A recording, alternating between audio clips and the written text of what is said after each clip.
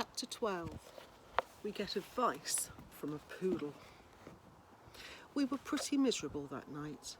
We camped out in the woods, 100 metres from the main road, in a marshy clearing that local kids had obviously been using for parties.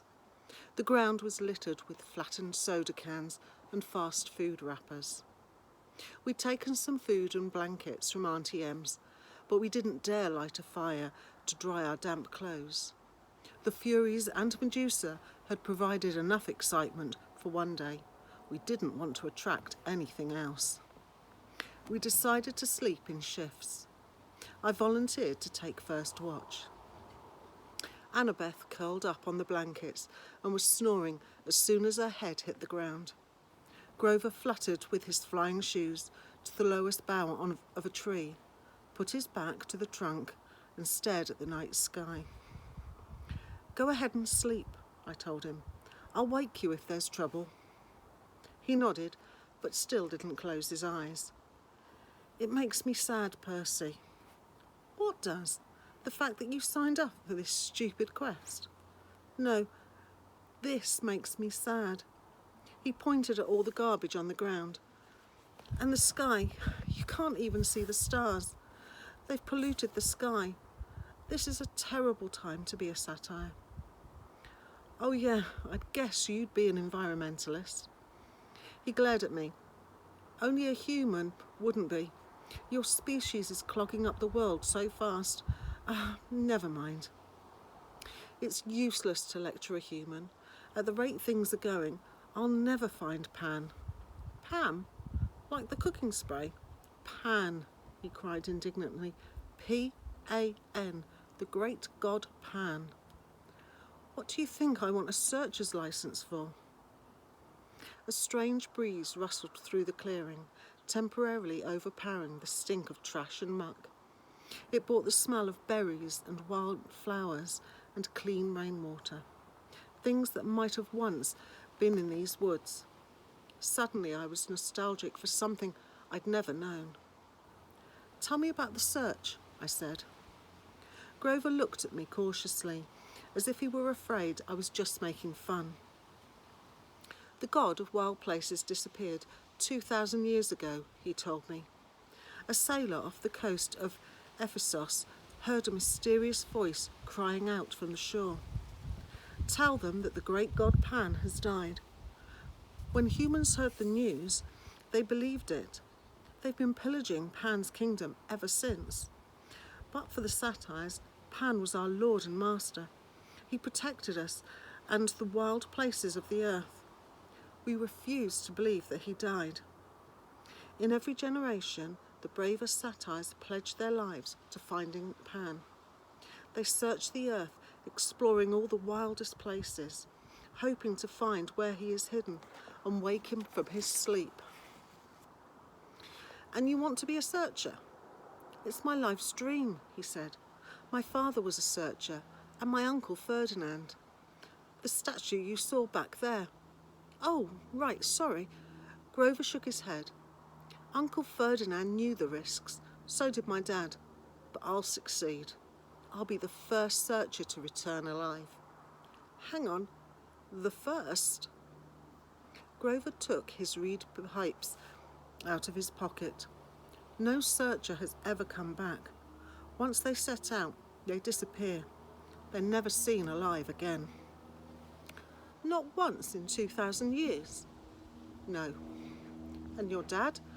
You have no idea what happened to him?" "None." "But you still want to go?" I said, amazed. "I mean, you really think you'll be the one to find Pan?" "I have to believe that, Percy. Every searcher does. It's the one thing that keeps us from despair. When we look at what humans have done in the world, I have to believe Pan will be awakened." I stared at the orange haze of the sky and tried to understand how Grover could pursue a dream that seemed so hopeless. Then again, was I any better? "How are we going to get into the underworld?" I asked him. "I mean, what chance do we have against a god?" "I don't know," he admitted. "But back at Medusa's, when you were searching her office, Annabeth was telling me, oh, I forgot Annabeth will have a plan all figured out. Don't be so hard on her, Percy. She's had a tough life. But she's a good person. After all, she forgave me. His voice faltered. What do you mean? I asked. Forgave you for what? Suddenly, Grover seemed very interested in playing notes on his pipes. Wait a minute, I said. Your first keeper job was 5 years ago. Annabeth has been at camp 5 years. She wasn't, your first assignment that went wrong.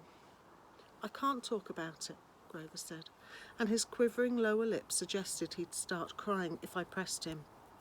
But as I was saying, back at Medusa's, Annabeth and I agreed there's something strange going on with this quest. Something isn't what it seems. Well, duh, I'm getting blamed for stealing a thunderbolt that Hades took. That's not what I mean, Grover said. The kindly ones were sort of holding back, like Mrs. Dodds at Yancey Academy. Why did she wait so long to try to kill you? Then, on the bus, they just weren't as aggressive as they could have been. They seemed pretty aggressive to me. Grover shook his head. They were screeching at us. Where is it? Where? Asking about me, I said. Maybe. But Annabeth and I, we both got the feeling they weren't asking about a person. They said, where is it? They seemed to be asking about an object. That doesn't make sense. I know, but if we've misunderstood something about this quest, and we only have 9 days to find the Master Bolt, he looked at me like he was hoping for answers, but I didn't have any. I thought about what Medusa had said. I was being used by the gods. What lay ahead of me was worse than petrification. I haven't been straight with you, I told Grover. I don't care about the Master Bolt. I agreed to go to the underworld so I could bring back my mother. Grover blew a soft note on his pipes. I know that, Percy, but are you sure that's the only reason? I'm not doing it to help my father. He doesn't care about me. I don't care about him. Grover gazed down from his tree branch. Look, Percy, I'm not as smart as Annabeth. I'm not as brave as you. But I'm pretty good at reading emotions. You're glad your dad is alive. You feel good that he's claimed you, and part of you wants to make him proud. That's why you mailed Medusa's head to Olympus. You wanted him to notice what you'd done. Yeah, well, maybe satire emotions work differently than human emotions, because you're wrong. I don't care what he thinks. Grover pulled his feet up onto the branch. Okay, Percy, whatever. Besides, I haven't done anything worth bragging about. We barely got out of New York, and we're stuck here with no money and no way west. Grover looked at the night sky like he was thinking about that problem. How about I take first watch, huh? You get some sleep. I wanted to protest, but he started to play Mozart, soft and sweet, and I turned away, my eyes stinging. After a few bars of Piano Concerto No. 12, I was asleep. In my dreams, I stood in a dark cavern before a gaping pit. Grey mist creatures churned all around me, whispering rags of smoke that I somehow knew were the spirits of the dead. They tugged at my clothes, trying to pull me back, but I felt compelled to walk forward to the very edge of the chasm. Looking down made me dizzy. The pit yawned so wide and was so completely black, I knew it must be bottomless. Yet I had a feeling that something was trying to rise from the abyss, something huge and evil. The little hero, an amused voice echoed far down in the darkness. Too weak, too young, but perhaps you will do. The voice felt ancient, cold and heavy. It wrapped around me like sheets of lead. They have misled you, boy, it said. Barter with me. I will give you what you want. A shimmering image hovered over the void. My mother, frozen at the moment she dissolved in a shower of gold. Her face was distorted with pain, as if the Minotaur was still squeezing her neck. Her eyes looked directly at me, pleading, "Go."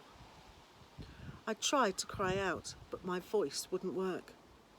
Cold laughter echoed from the chasm. An invisible force pulled me forward.